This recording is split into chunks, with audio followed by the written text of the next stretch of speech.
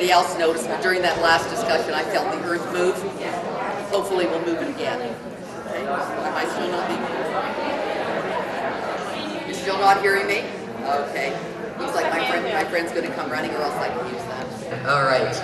So good morning and welcome to the next part of our journey this morning, which is an exploration of philanthropy and social impact. As I had said a second ago, I don't know if anybody else noticed, but I felt the earth move a little bit before as it rumbled under my feet. Thanks to that wonderful discussion, and we hope to move it just a little bit more while we're up here, okay? So let me get started.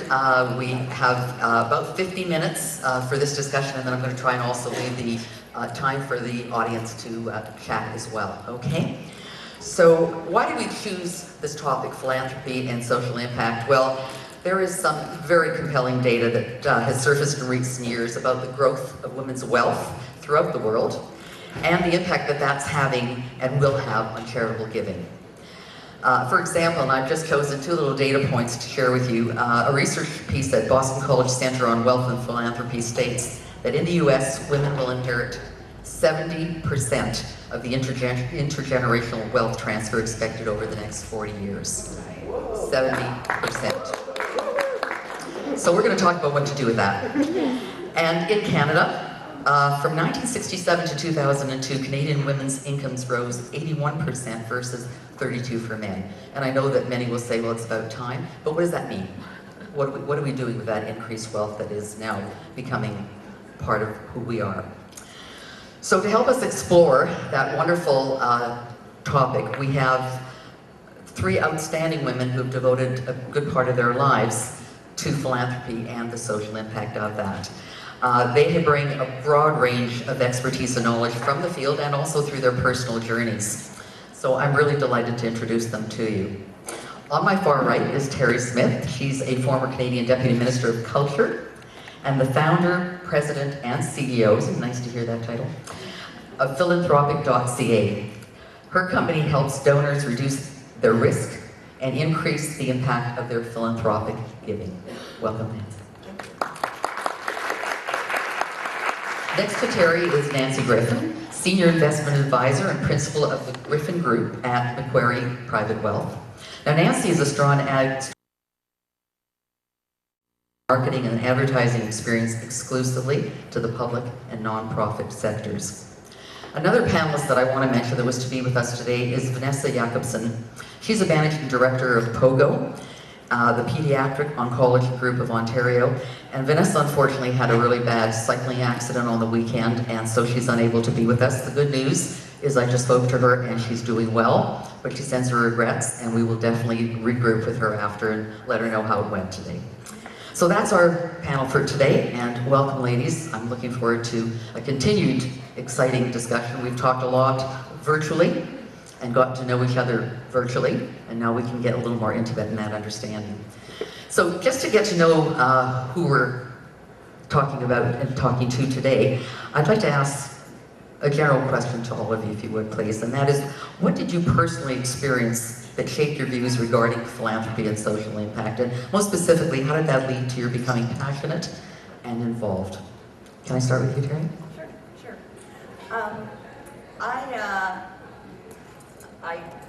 I guess live my passion every day in what I do. And I help donors and wealthy families with their philanthropic giving. So I work with people, I help them find their passions, I help them figure out which charities it is that they want to support. I help them figure out the method to do that. So I help establish foundations, I help run foundations, I help people evaluate how their philanthropy is doing and the impact of their philanthropy. And I came through this because I worked for over 25 years in a provincial government and a very bureaucratic situation where, you know, we were constantly evaluating small, medium, large charities and not-for-profit organizations on, you know, could they take on a government grant? What could they do? What is the impact of that organization? How well run are they as an organization? And as I developed my way through the provincial government, I then began to work with donors who sat on the boards of the Royal Ontario Museum and the Art Gallery of Ontario. And I got to know them, and I got to know a little bit about their philanthropy and their passions. And that led me 6 years ago to create my own company to actually go out and help donors, because in Canada, there are very few services for donors to help them. You can get a little bit of help from community foundations, you can get a little bit of help from the banks, but there's not a lot of people who really care about a particular individual donor and their particular needs. So I do this every single day, and I'm blessed with it. And in my own philanthropic giving, I'm passionate about a lot of things, but I just want to share one thing with you, and that is I do an awful lot of work in my Irish heritage, and I came through this. My great-grandmother was an Irish famine immigrant who came on a famine ship in the summer of 1847 to Toronto. I didn't really know very much about my heritage. My mother always said, you know, your great-grandmother came on a famine ship and she chewed her leather shoelaces in the hull of the boat, and you should be thankful for what you have. And that's really all I knew and understood. And I had this image of this little wizened old woman chewing her leather shoelaces. Well, it turns out my great-grandmother was only 6 years old when she sailed on that ship. And I only discovered this 10 years ago when I myself went to Ireland for the first time, stood on the docks of the Liffey in Dublin by the Customs House, and there are 7 bronze sculptures of famine immigrants looking out to sea, and it's called The Departure. And I stood there. These immigrants are shaped from the history and the knowledge that the sculpture did of real people who actually sailed. And I stood there amongst these sculptures and just had a wave of emotion overcome me. And the next day went to the bookstore and learned about the famine. I came back to Toronto. I immersed myself in the Irish community. I helped build Ireland Park at the foot of Bathurst Street. I sit on the board of the Ireland Fund of Canada. We raise lots of money. We do all things Irish. We have a great time. But we give back to the community. We give back to breakfast programs, music programs. We give back in Canada and in Ireland. It's a crazy thing I do. You know, I'm not necessarily saving lives, but it's a real passion. My family thinks I'm completely bonkers, but I love it. And I just tell you that story because you don't have to be passionate about, you know, something extremely, really, really serious. You can do some fun things with your philanthropy. So that's a little of my story. Thank you. What about March the 17th? Oh, we have a great time. We have a big party. Is everybody invited? Yes, you're all invited. Metro Convention Center. Oh my gosh. Okay, the one thing that was extremely poignant last night was when Daniela put up her slide with that lily, because my Women Worth and Wellness program has exactly the same lily. So I think there has got to be a P&G DNA. And when Arlene said to me, you know, the question is, how did you get involved with philanthropy to begin with? I mean, you think you know until you have to answer the question. But really it goes back to values-based. My family always was one that was welcoming and sharing and always inclusive.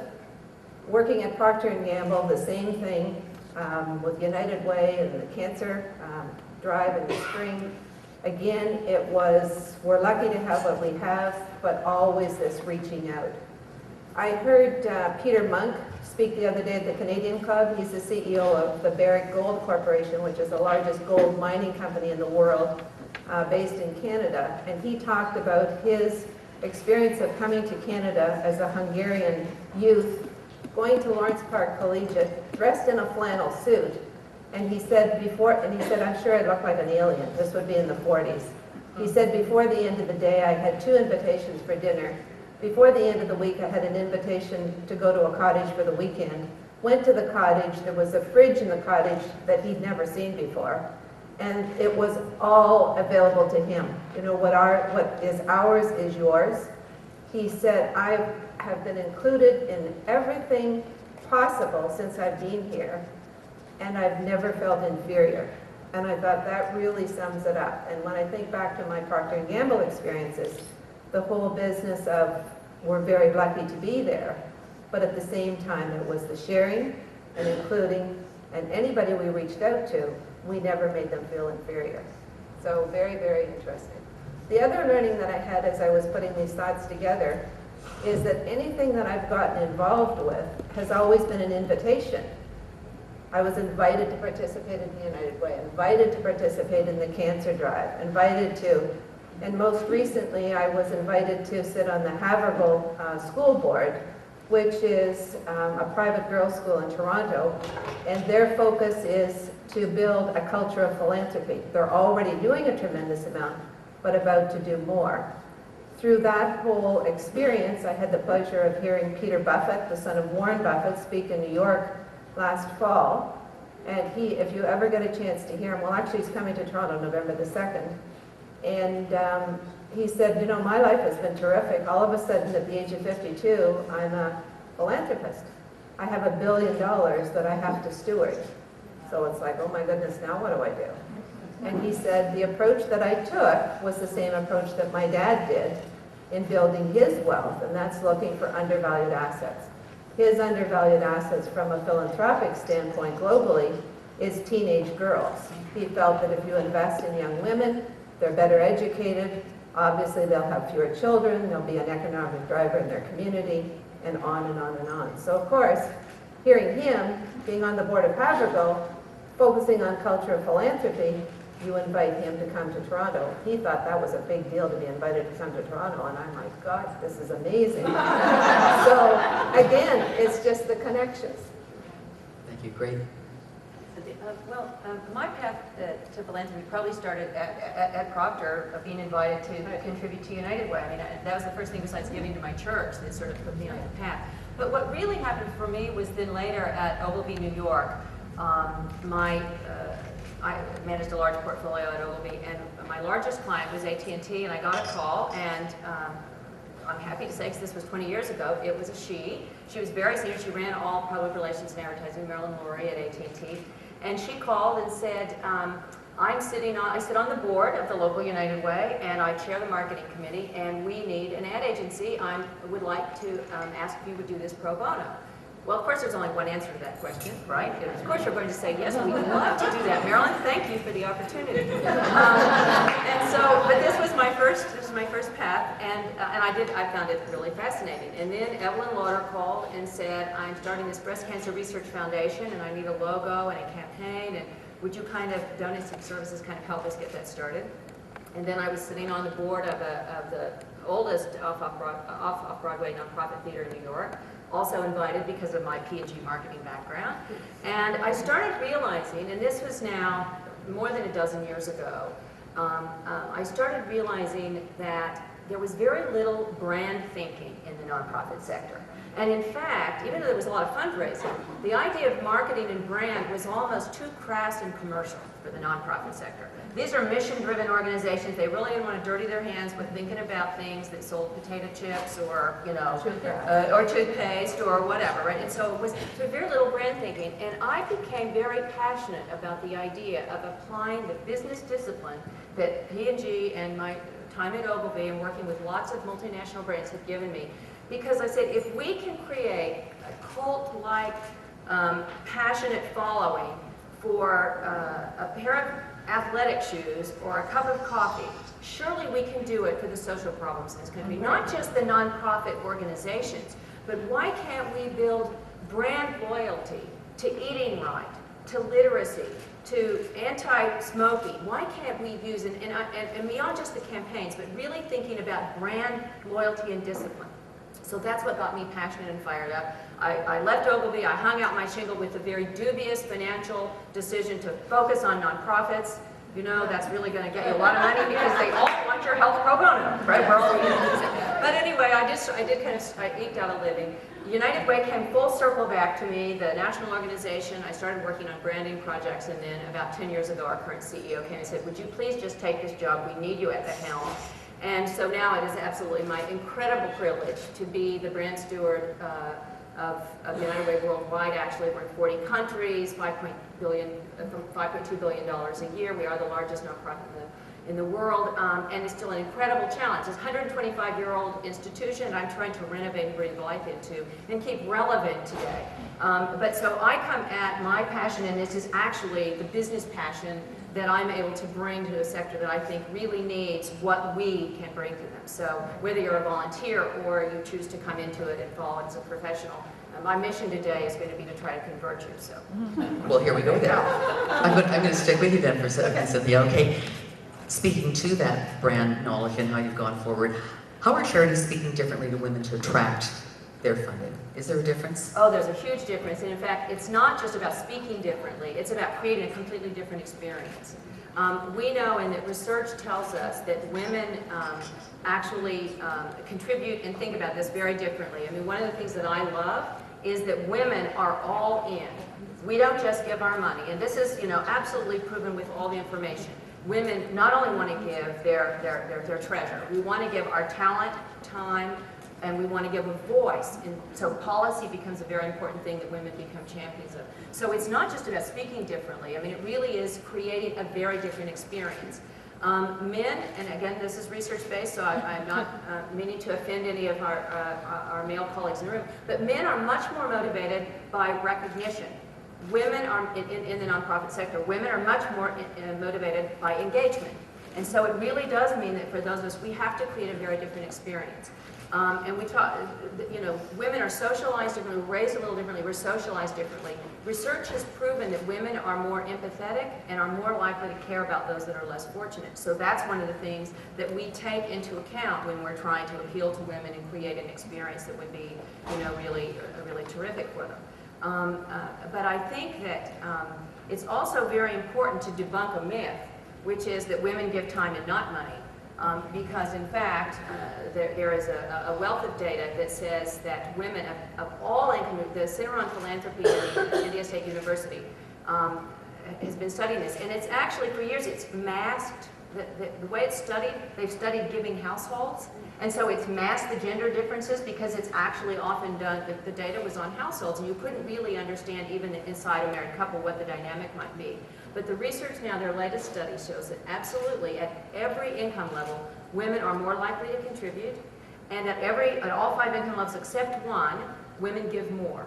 A married woman will give more, a single woman gives more than single men. Wow, okay. Nancy, building on that, you have done a lot of writing on giving strategies for female philanthropists, and can you talk about how they differ from those strategies of male givers, or do they? Well, I wrote an article about 3 years ago, and it's called The New Powerful Philanthropist, and there'll be copies out there for you. It just really, really builds on this point that women are the ones who will have all the money. Gradually they're getting more money, but longer term they're going to have even more money. So the sooner women start to educate themselves around their passions and the opportunities, the better it will be, not only for them, but obviously the social capital that they'll create. Do you want me to share some of the giving strategies? Absolutely. We can use some tools to take away, sure. Okay, well this is in this article. Begin your philanthropy as early as possible. Find your passion and focus your gifts rather than scattering them. Work for parity and giving in your household. If you can, give of your assets to the causes you are passionate about. Give while you live. I think that's crucial, so at least you get the thank you personally rather than your family. I think this is a really key point. Consider your philanthropy as another child, your investment in the future of our world. I think that's incredibly powerful. Consider the strength